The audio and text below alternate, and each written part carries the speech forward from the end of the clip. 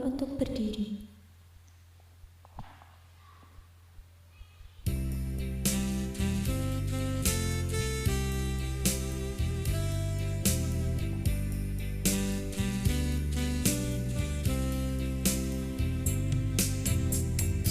Saya mau ikut Yesus, saya mau ikut Yesus sampai selama-lamanya. Meskipun saya susah menderita dalam dunia, saya mau ikut Yesus sampai selama-lamanya.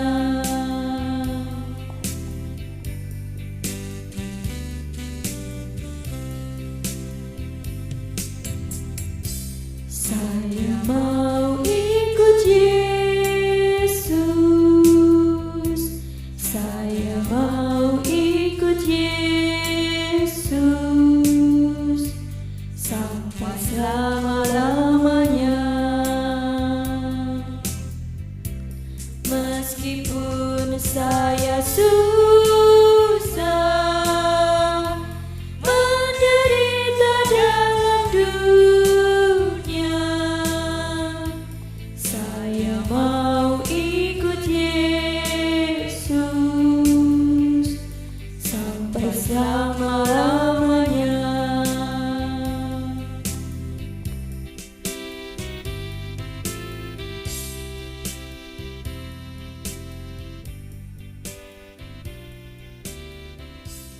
Marilah ibadah ini kita sucikan dengan pengakuan pertolongan kita adalah di dalam nama Tuhan, pencipta langit dan bumi, yang senantiasa setia dan tidak pernah meninggalkan perbuatan tangannya.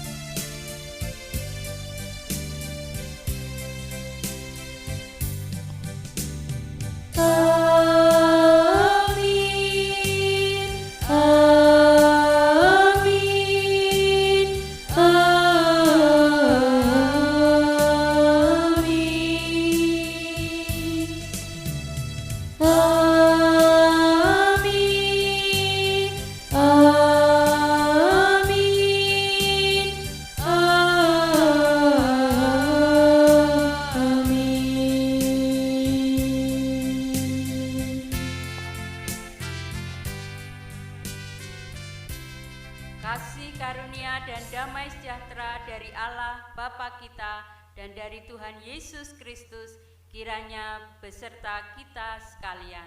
Amin. Bapak Ibu, dipersilakan duduk. Bapak Ibu yang terkasih di dalam Tuhan Yesus Kristus, karya penyelamatan Allah senantiasa diwujudkan dengan melibatkan umat ciptaannya. Ia memanggil dan mengutus orang-orang percaya untuk bekerja di ladang Tuhan. Meski tuaian memang banyak dan pekerja sedikit. Matius 9 ayat 37. Menolong umat untuk sanggup menerima panggilan dan perutusan dari Tuhan. Memang ketika orang percaya menerima panggilan dan perutusan dari Tuhan, maka harus siap sedia menghadapi tantangan dalam menjalankan tugas tersebut. Tetapi harus yakin bahwa Tuhan akan memperlengkapi serta menolong dan memberikan kuasa kepada setiap orang yang dipanggil dan diutus menghadapi tantangan yang ada. Dibutuhkan ketangguhan untuk menghadapinya, tangguh dalam pengertian kuat dan tahan menderita dalam menjalankan tantangan apapun bentuknya sekalipun berat.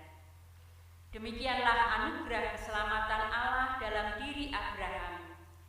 Hambanya yang dijanjikan akan memiliki keturunan meskipun mereka sudah tua dan ibu Sarah sudah tertutup buah kandungannya. Demikian Kejadian 18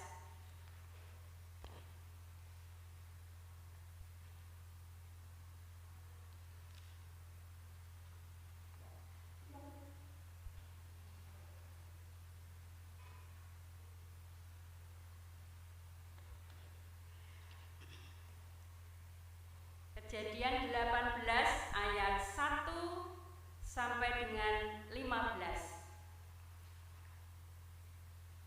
Kejadian 18 ayat 1 sampai dengan 15. Demikian firman Tuhan. Allah mengulangi menjanjikan seorang anak laki-laki kepada Abraham. Kemudian Tuhan menampakkan diri kepada Abraham dekat pohon tarbantin di Mamre, sedang ia duduk di pintu kemahnya waktu hari panas terik. Ketika ia mengangkat mukanya, ia melihat 3 orang berdiri di depannya. Sesudah dilihatnya, ia berlari dari pintu kemahnya menyongsong mereka. Lalu sujudlah ia sampai ke tanah, serta berkata, "Tuanku, jika aku telah mendapat kasih Tuanku, janganlah kiranya lampaui hambamu ini. Biarlah diambil air sedikit, basuhlah kakimu, dan duduklah beristirahat di bawah pohon ini. Biarlah ku ambil sepotong roti, supaya tuan-tuan segar kembali. Kemudian bolehlah tuan-tuan meneruskan perjalanannya, sebab tuan-tuan telah datang ke tempat hambamu ini." Jawab mereka, "Perbuatlah seperti yang kau katakan itu." Lalu Abraham segera pergi ke kemah mendapatkan Sarah serta berkata, "Segeralah, ambil 3 sukat tepung yang terbaik, remaslah itu dan buatlah roti bundar." Lalu berlarilah Abraham kepada lembu sapinya. Ia mengambil seekor anak lembu yang empuk dan baik dagingnya dan memberikannya kepada seorang bujangnya. Lalu orang ini segera mengolahnya. Kemudian diambilnya daging dan susu serta anak lembu yang telah diolah itu. Lalu dihidangkannya di depan orang-orang itu.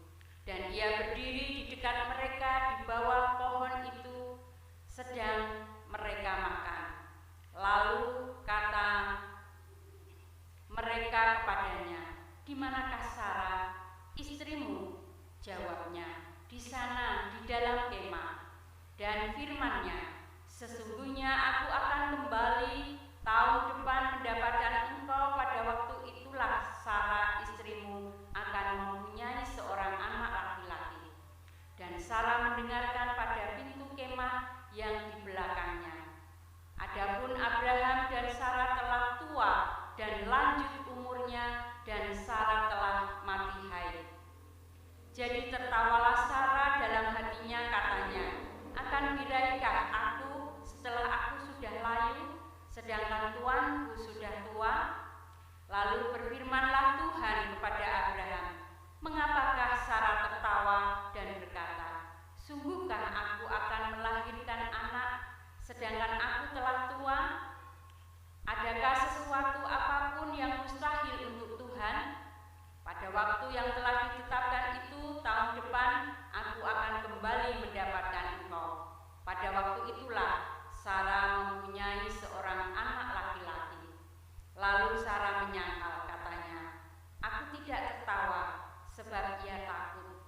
Tetapi Tuhan berfirman, "Tidak, memang engkau tertawa." Marilah kita menanggapinya dengan menyanyikan Mazmur 116 ayat 1 sampai 4 dilanjutkan ayat 12 sampai 19 bersahutan.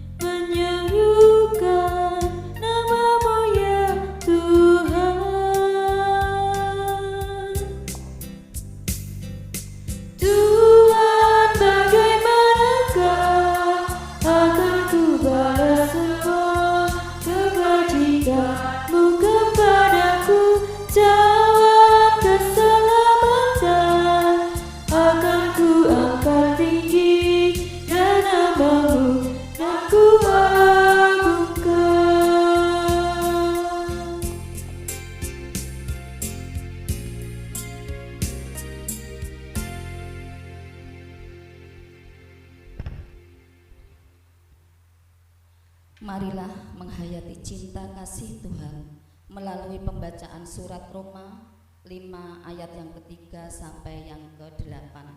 Demikian firman Tuhan. Dan bukan hanya itu saja, kita malah bermegah juga dalam kesengsaraan kita, karena kita tahu bahwa kesengsaraan itu menimbulkan ketekunan, dan ketekunan menimbulkan tahan uji, dan tahan uji menimbulkan pengharapan, dan pengharapan tidak mengecewakan, karena kasih Allah telah dicurahkan di dalam hati kita oleh Roh Kudus yang telah dikaruniakan kepada kita. Karena waktu kita masih lemah, Kristus telah mati untuk kita, orang-orang durhaka, pada waktu yang ditentukan oleh Allah.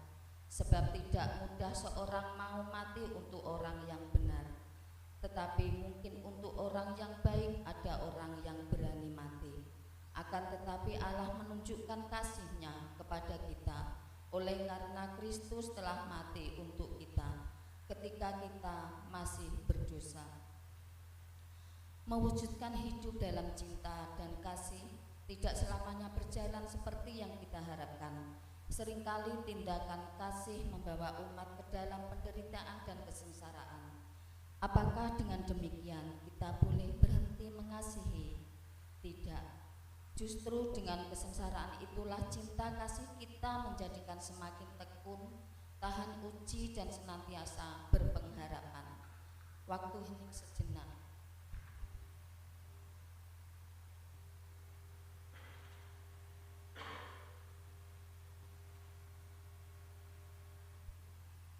Cukup. Marilah kita menyesali dosa dengan menyanyikan KJ 361 bait yang ke-1 dan ke-2. Di salibmu ku sujud.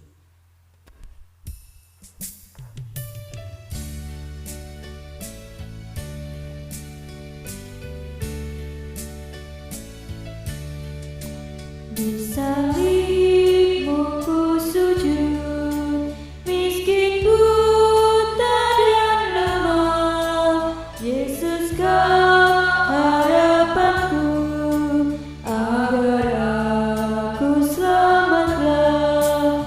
Ku percaya padamu, anak domba Golgota, di salibmu ku sujud, diriku selamatkanlah.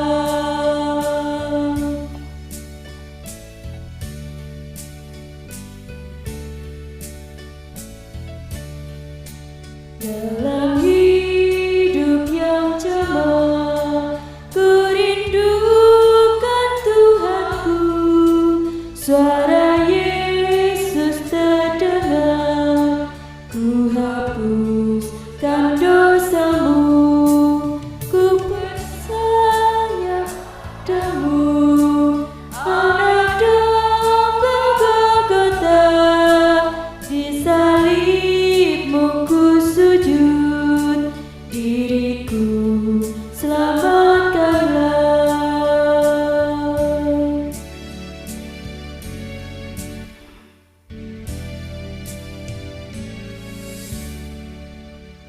Berita anugerah terambil dari surat Roma 5 ayat 1 dan 2. Demikian firman Tuhan. Sebab itu kita yang dibenarkan karena iman, kita hidup dalam damai sejahtera dengan Allah oleh karena Tuhan kita Yesus Kristus. Oleh Dia kita juga beroleh jalan masuk oleh iman kepada kasih karunia ini. Di dalam kasih karunia ini kita berdiri dan kita bermegah dalam pengharapan akan menerima kemuliaan Allah. Demikian berita anugerah dari Tuhan. Marilah kita mensyukuri anugerah Allah dengan menyanyikan Kidung Jemaat 429 bait yang pertama dan kedua.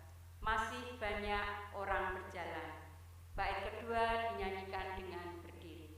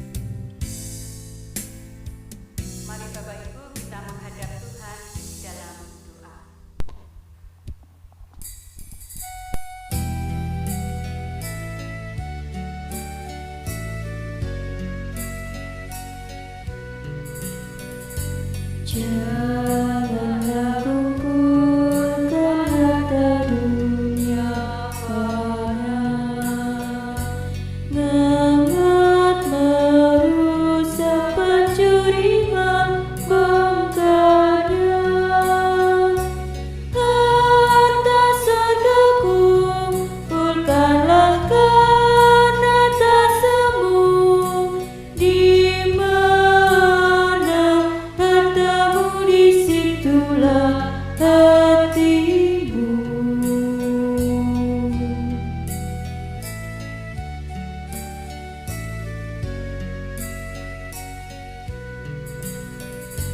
Banyak yang khawatir akan masa depan, dan berlebihan kumpulkan harta benda. Akhirnya bergantung pada kekayaannya, tak lagi pada Yesus harapannya tetap.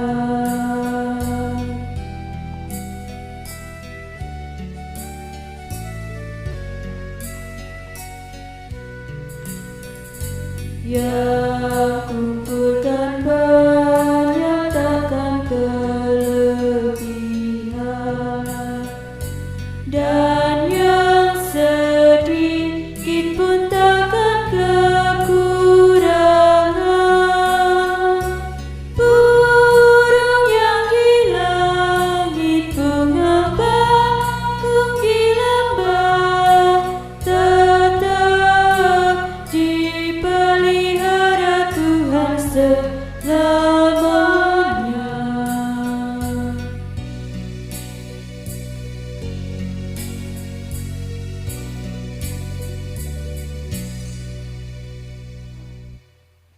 Firman Tuhan pada siang hari ini terambil dari Matius 9 ayat 35 sampai dengan Matius 10 ayat 1 sampai dengan 8. Matius 9 ayat 35 sampai Matius 10 ayat 8. Demikian firman Tuhan. Belas kasihan Yesus terhadap orang banyak. Demikianlah Yesus berkeliling ke semua kota dan desa. Ia mengajar dalam rumah-rumah ibadat dan memberitakan Injil Kerajaan Surga serta melenyapkan segala penyakit dan kelemahan. Melihat orang banyak itu, tergeraklah hati Yesus oleh belas kasihan kepada mereka, karena mereka lelah dan terlantar seperti domba yang tidak bergembala. Maka katanya kepada murid-muridnya, tuaian memang banyak, tetapi pekerja sedikit. Karena itu, mintalah kepada Tuan yang empunya tuaian supaya ia mengirimkan pekerja-pekerja untuk tuaian itu. Yesus memanggil ke-12 muridnya dan memberi kuasa kepada mereka untuk mengusir roh-roh jahat dan untuk melenyapkan segala penyakit dan segala kelemahan. Inilah nama ke-12 rasul itu. Pertama Simon yang disebut Petrus dan Andreas saudaranya, dan Yakobus anak Zebedius dan Yohanes saudaranya, Filipus dan Bartolomeus, Thomas dan Matius pemungut cukai, Yakobus anak Alfeus dan Tadius, Simon orang Selot dan Yudas Iskariot yang mengkhianati dia. Ke-12 murid itu diutus oleh Yesus dan ia berpesan kepada mereka, janganlah kamu menyimpang ke jalan bangsa lain atau masuk ke dalam kota orang Samaria, melainkan pergilah kepada domba-domba yang hilang dari umat Israel. Pergilah dan beritakanlah kerajaan surga sudah dekat. Sembuhkanlah orang sakit, bangkitkanlah orang mati, tahirkanlah orang kusta, usirlah setan-setan. Kamu telah memperolehnya dengan cuma-cuma. Karena itu, berikanlah pula dengan cuma-cuma. Demikian Bapak Ibu, pembacaan Matius 9 ayat 35 dilanjutkan Matius 10 ayat 8. Berbahagialah orang yang mendengar sabda Tuhan dan tekun melakukannya. Haleluya.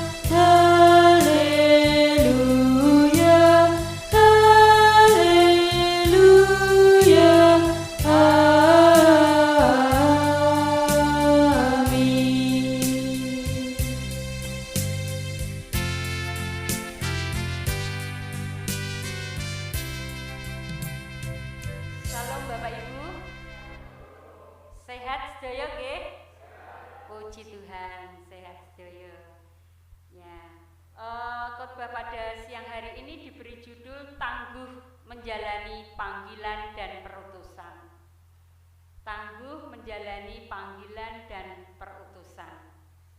Bapak Ibu, jemaat yang dikasihi Tuhan Yesus Kristus, di sekitar kita dalam kehidupan sehari-hari banyak kita lihat orang-orang yang tangguh, dalam pengertian orang-orang yang kuat, tabah dan tahan menderita demi mencapai tujuan hidup. Contohnya apa Bapak Ibu? Sederhana saja, sebagai pelaku yang profesinya sebagai pedagang di pasar tradisional atau pedagang kaki lima atau pedagang kecil. Banyak dari antara mereka yang sudah menjalani profesinya sudah belasan bahkan puluhan tahun dan tetap bertahan menghadapi tantangan yang ada. Di sini Bapak Ibu ada yang menjadi pedagang? Tidak ada? Oh ya, tidak ada. Ya. Jadi ceritanya ini ada seorang pedagang. Nah, banyak dari antara mereka yang sudah menjalani profesinya itu bertahun-tahun. Mulai dia banyak sekali pengalaman yang didapat. Kadang sepi, kadang rame, kadang dapat untung yang banyak, kadang Bali wis mangkat ke pasar, bayar sapon, kemudian sarapan di pasar. Kadang pulang nggak membawa apa-apa, malah kita kehilangan uang sapon gitu ya. Nah, itu adalah pengalaman bagi para pedagang yang muncul tidak asing lagi bagi para pedagang. Jadi mulai dari sepi sampai menawarkan daya saing. Ketika ada pertanyaan yang ditujukan kepada mereka, kenapa toh Bu jenengan kok wis dagangane sepi kok ijik dodol bae. Nah, kemudian ibu itu ada yang menjawab. Jawabannya begini. Lah piye to? Nduk wong yo pekerjaane iki yo dagang, mbok kon dadi liyane dagang yo ora iso, mbok kon ngedeke terus piye engko? Yo wis rugi yo ora apa-apa. Kadang yo ora rugi, kadang nek pas mujur yo bathi, tapi kadang rugi yo ora apa-apa wong terae wis gaweane. Nah, ada yang menjawab itu. Ada juga yang menjawab, lah piye engko nek gak dodol ya gak iso nyukupi kebutuhan, terus piye engko anake putune nek njaluk jajan, mbah sangu gak di duit piye nek gak dodol ning pasar. Begitu ya. Ada juga yang menjawab untuk mengisi waktu. Daripada neng omah gak gawean nek Nduk, aku nek nang pasar ketemu kancaku akeh, ketemu pembeli, iso jagongan. Nah, jawabannya macam-macam nggih. Nah, ada yang untuk mengisi waktu daripada neng omah gak ono aktivitas. Nah, ada juga yang menjawab ini panggilan hidup saya karena dengan bekerja seperti ini saya yakin nanti berkat Tuhan akan datang. Nek aku ora nyambut gawe tengok-tengok sapa sing arep ngeki dhuwit aku, ndak ada ya toh, kalau tidak berusaha bekerja menjadi pedagang. Nah, aku tengok-tengok nang omah sing arep ngeteri dhuwit glondongan 1 juta ora ono. Oh sekarang ada ya, ada bantuan pemerintah ya. Ada bantuan pemerintah. Ya jadi itu sudah menjadi panggilan hidup. Ketika saya bekerja nanti berkat Tuhan akan melimpah. Ada yang menjawab seperti itu Bapak Ibu. Sehingga berkat Tuhan melimpah nanti tujuan hidup saya akan tercapai. Anak putuku nanti saya bisa menyekolahkan anak, sehingga anak-anak saya menjadi dewasa dan bisa bekerja gak koyo bapak ibu sing rekoso begitu ya, anak-anake ben dadi wong begitu ya. Nah, dari sekian banyak jawaban yang ada, kita dapat melihat ada orang yang bekerja sebagai pedagang itu karena keterpaksaan, tidak ada pekerjaan lain yang bisa dilakukan, dan karena kebutuhan hidup, mau tidak mau ya harus bekerja. Tetapi tadi ada satu jawaban yang terakhir tadi yang menarik, yang mana ada orang melihat bahwa pekerjaan pedagang itu sebagai panggilan hidup. Panggilan hidup untuk mencapai tujuan hidup. Jawaban ini memang agak sedikit aneh begitu ya, tapi mengandung makna yang dalam.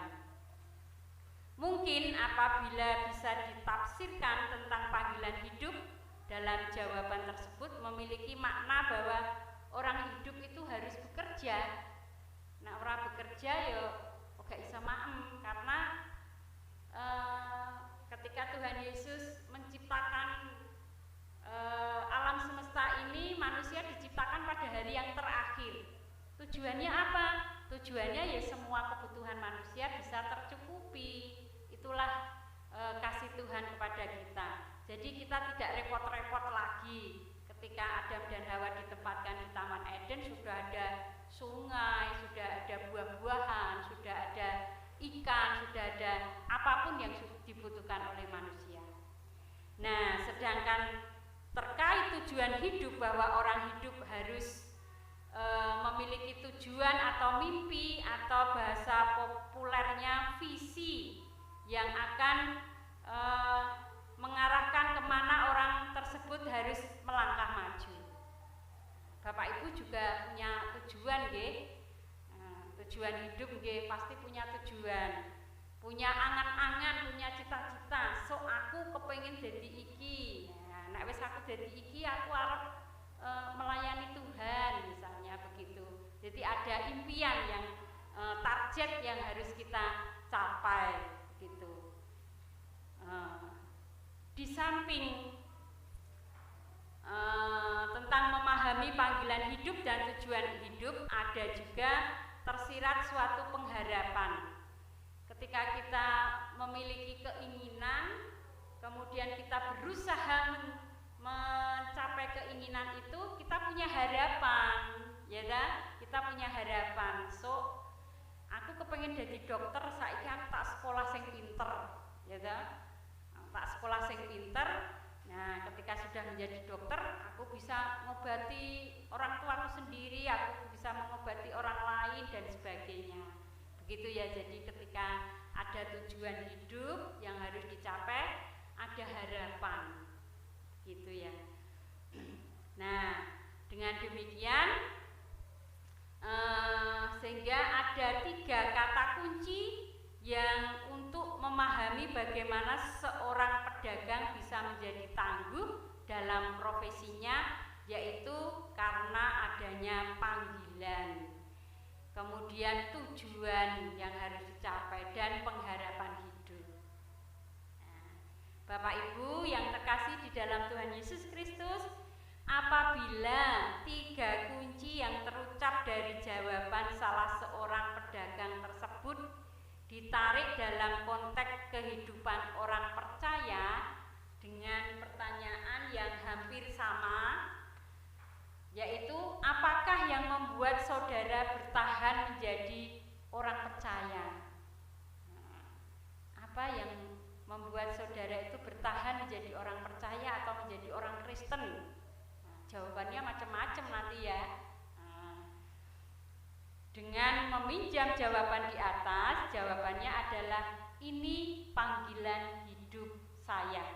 Karena dengan bekerja seperti ini, saya yakin ada berkat Tuhan untuk mencapai tujuan hidup. Lalu apakah panggilan hidup sebagai orang percaya? Apakah yang menjadi tujuan hidupnya? Serta pengharapan apa yang ingin diterimanya? Tentang panggilan, tujuan, dan pengharapan orang percaya perlu diletakkan dalam terang panggilan dan tujuan hidup yang telah ditentukan Tuhan, serta pengharapan yang telah disediakan Tuhan.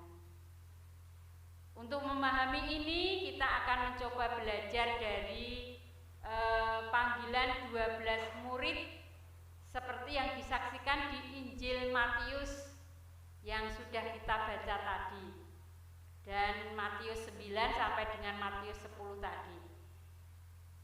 Di dalam Injil Matius itu ada 3 hal, yaitu tujuan atau visi hidup.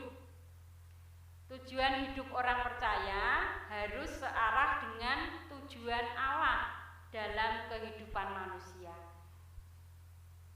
Dari bacaan Injil hari ini tampak secara tersirat bahwa Allah menghendaki Injil Kerajaan Surga diwartakan, serta mereka yang sakit, dan lemah dipulihkan.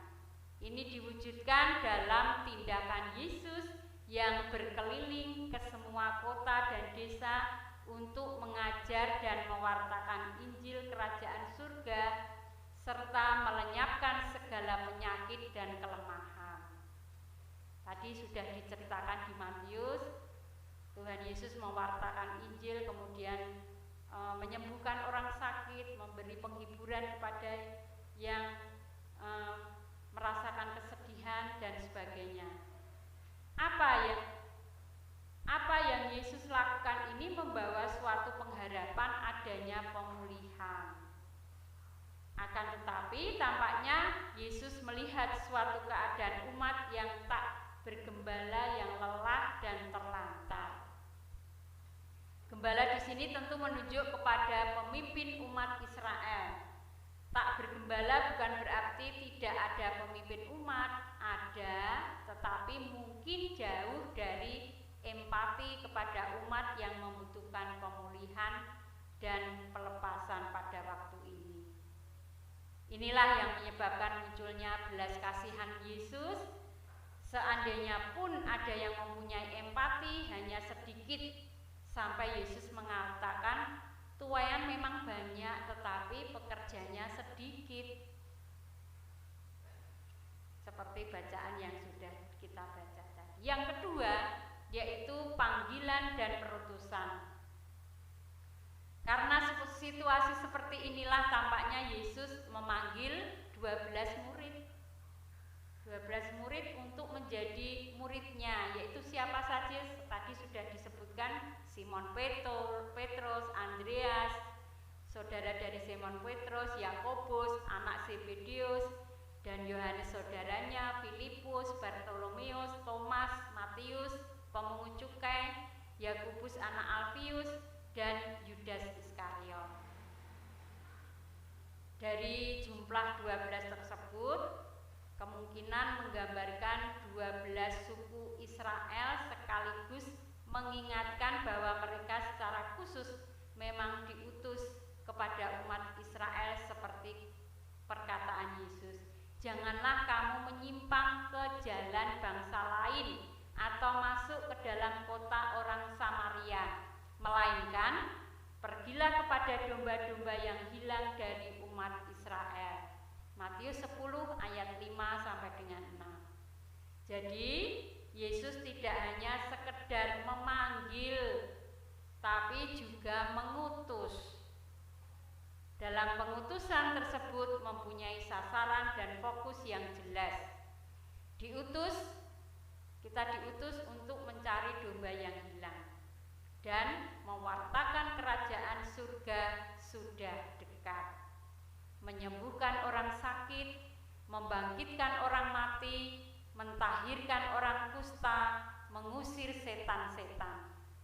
Intinya, memulihkan dan melepaskan umat Israel dari kelemahan mereka. Tugas perutusan yang dijalani para murid bukan tugas yang ringan, tetapi tugas yang sangat berat, penuh tantangan bahkan penolakan. Secara terang benderang Yesus mengatakan tentang gambaran penolakan yang akan dihadapi para murid, tapi juga memberi janji bagi setiap mereka yang mampu bertahan.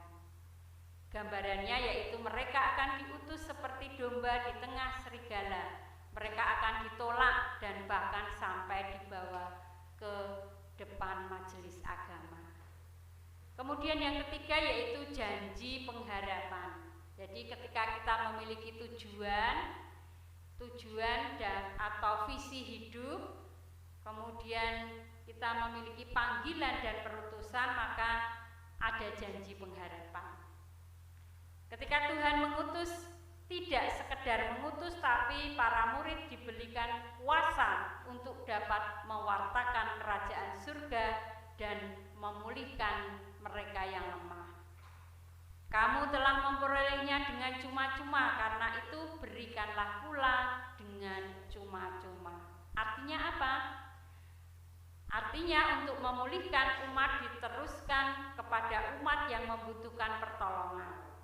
Di samping kuasa yang diberikan Yesus kepada para muridnya, Yesus juga memberi janji akan menyertai ketika mengalami penolakan hingga harus sampai diserahkan kepada majelis agama.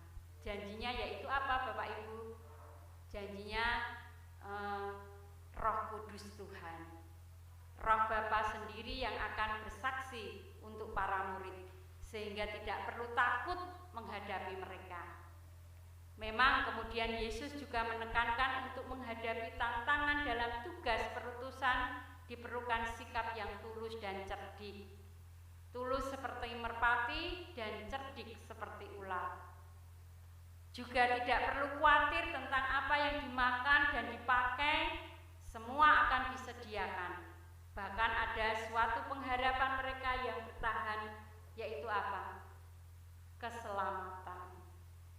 Dari sini kita dapat mempunyai pertanyaan refleksi. Apakah saya dan panjenengan semua sebagai murid Kristen, Kristus juga mempunyai belas kasihan seperti Tuhan Yesus ketika melihat sesama kita yang terlantar? Jawabannya ada pada kita semua. Maukah saya dan panjenengan dipanggil untuk diutus mewartakan kabar baik dan memulihkan mereka yang lemah? Yakinlah kita bahwa kita telah diberi kuasa yang besar untuk melakukan tugas itu, bahkan di dalam menghadapi tantangan kehidupan yang berat. Ataukah malah kita takut menderita? Ingatkan perkataan Paulus, kesengsaraan menimbulkan ketekunan, ketekunan menimbulkan tahan uji, dan tahan uji menimbulkan pengharapan. Ataukah malah kita juga tidak percaya akan janji penyertaan Tuhan, sampai seperti tidak percayanya Sarah akan janji Tuhan bahwa di usia yang lanjut Sarah akan melahirkan seorang anak laki-laki. Dia tidak percaya. Kemudian Sarah tertawa karena tidak percaya. Tuhan memberi janji kepada Abraham akan memberikan keturunan yang besar seperti bintang di langit dan pasir di laut. Tetapi karena kepercayaannya, Abraham menunggu janji Tuhan itu, walaupun di usianya yang sudah lanjut.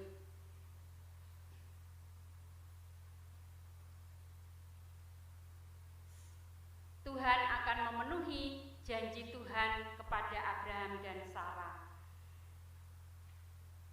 Ketika Tuhan sudah berjanji, janji ya dan amin, termasuk menyertai kita menghadapi tantangan panggilan tugas perutusan kita.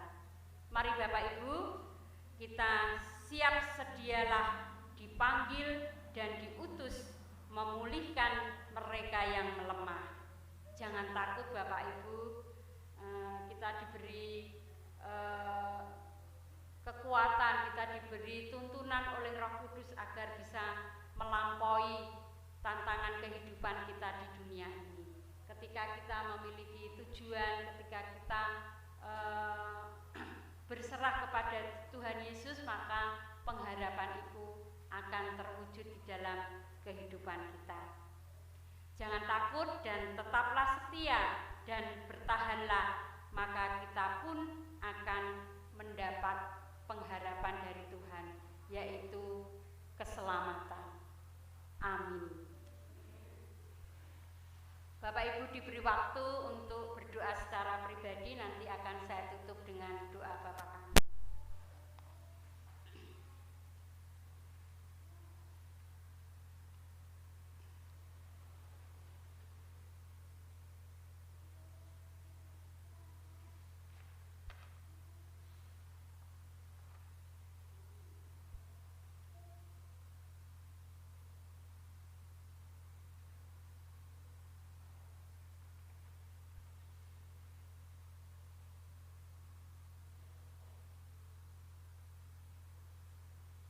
Inilah doa-doa kami Tuhan yang kami naikkan dalam nama Tuhan Yesus Kristus.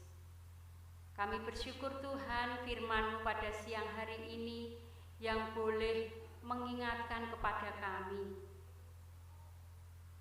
agar supaya ketika kami menjalani perutusan untuk mewartakan Injil di kehidupan kami, kiranya Tuhan boleh mengasihi kami, boleh menuntun melalui Roh Kudus Tuhan, agar kami dimampukan untuk bisa melewati segala tantangan kehidupan kami, sehingga kami tetap setia dan tetap memiliki pengharapan akan keselamatan dari Tuhan.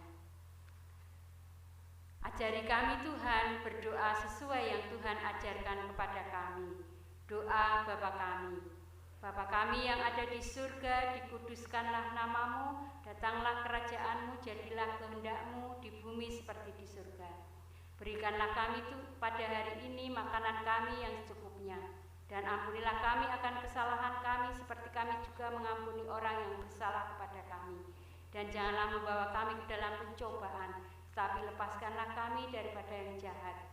Karena Engkau-lah yang mempunyai kerajaan dan kuasa serta kemuliaan sampai selama-lamanya. Amin.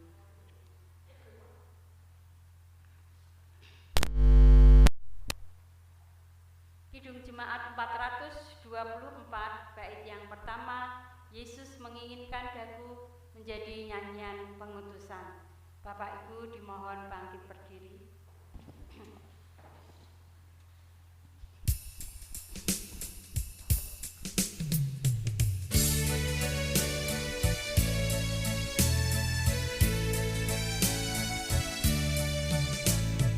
Yesus menginginkan dagu bersinar baginya, dimanapun ku berada, ku menyenangkannya.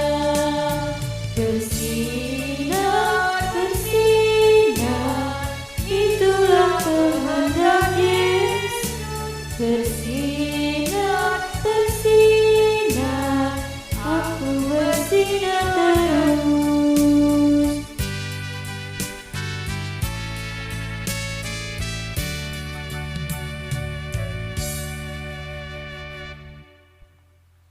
Marilah kita meneguhkan iman percaya kita bersama dengan jemaat di masa dulu, kini dan yang akan datang, dengan mengucapkan secara bersama-sama pengakuan iman Rasul.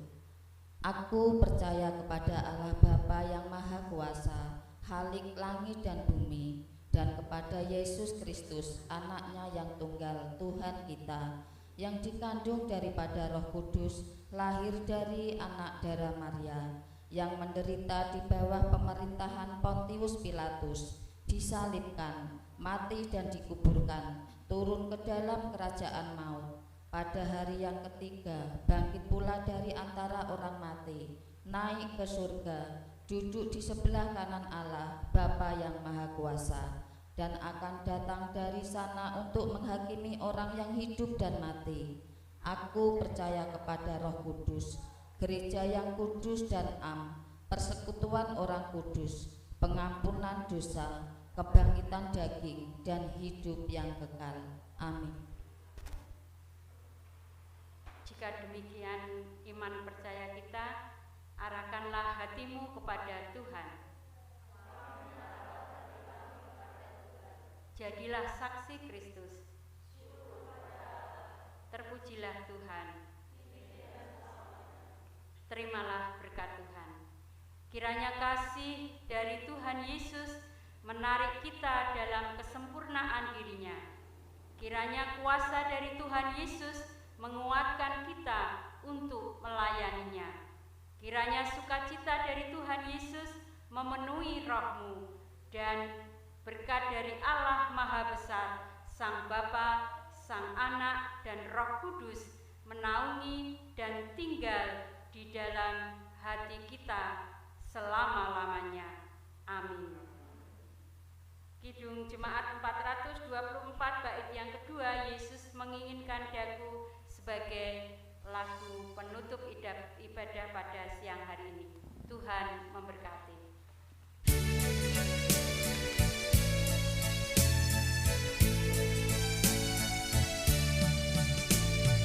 Yesus menginginkan daku menolong orang lain, manis dan sopan selalu ketika ku bermain. Bersinar, bersinar, itulah kehendak Yesus. Bersinar, bersinar, aku bersinar terus.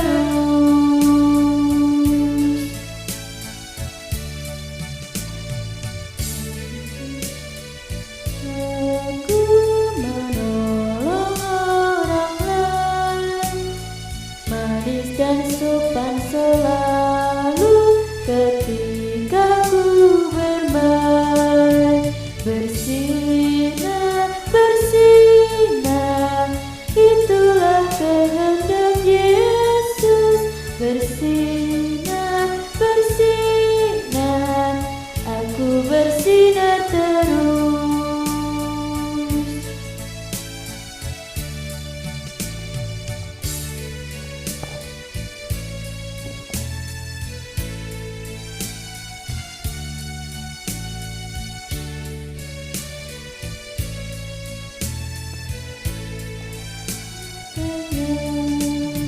Bersinar, bersinar, itulah kehendak Yesus. Bersinar,